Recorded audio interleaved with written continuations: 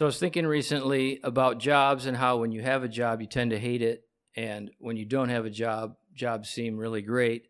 And I was remembering back to a period of time when I worked in some manufacturing shops and thought I would tell a story about my last day at one of them. I've worked in some factories, some complete hellholes that make my present work seem like pound cake. At one shop I worked in, it seemed that the very air was toxic. The workers there were geographically removed from any decent job prospects, so they felt tied to their work and the miserable routine. I'm not sure if I even picture the place correctly, if the physical aspects of it were as grim as the mental, or if it only seems that way now looking back. No, I remember. It comes back to me. It was grim in every way. Manufactured fibers floated through the air and so coated a person that at the end of a shift, workers would blast themselves with air compressor hoses.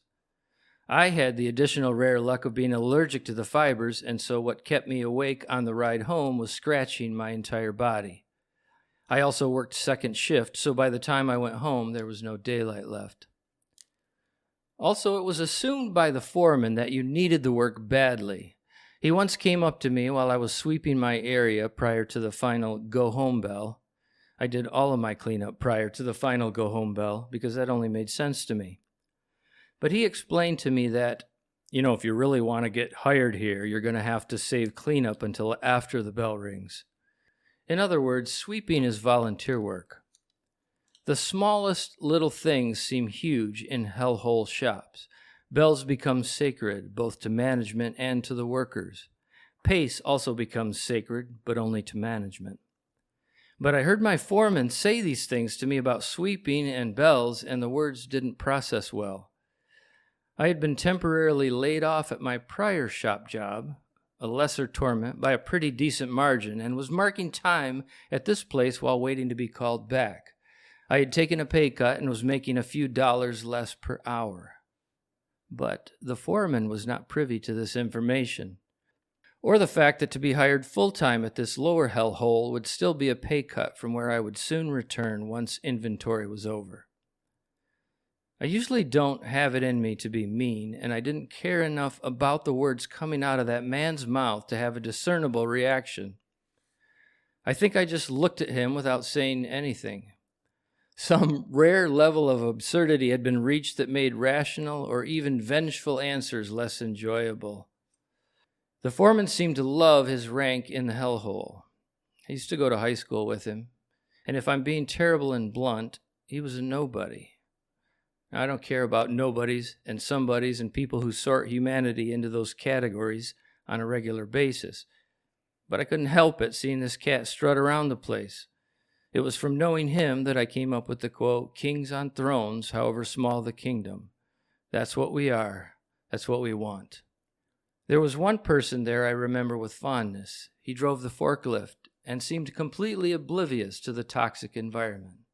I loved him dearly for that. The feeling may have been somewhat mutual, I don't know for sure, but he must have sensed something different about me at least. Most of the workers just sat in the break room during the lunch period, but I almost always went out just to be away from the place for a while. And the high-low driver, I don't even remember his name now, always used to ask me when I was headed out, "Are you gonna come back?" I had never said anything about not coming back, but somehow he sensed it. I loved that he asked me that question every night.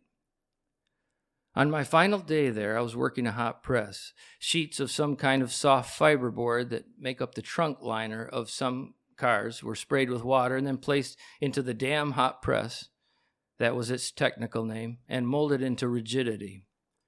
Cracks in the finished product had to be squirted with crazy glue, which has an exquisitely pungent smell when applied to hot fiberboard.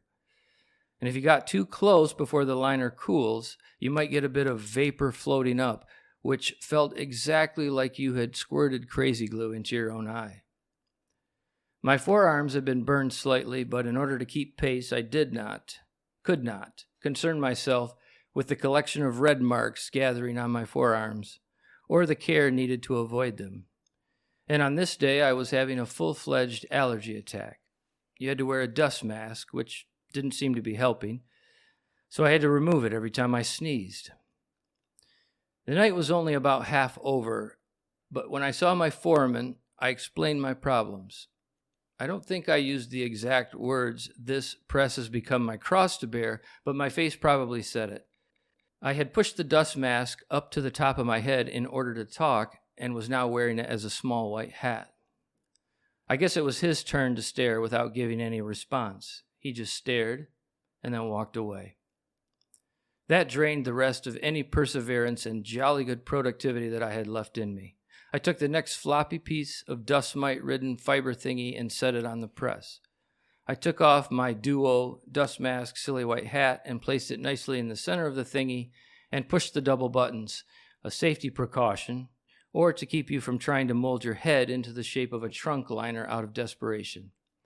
The press ran its damn hot cycle, which pressed the dust mask into a now nicely formed automobile part.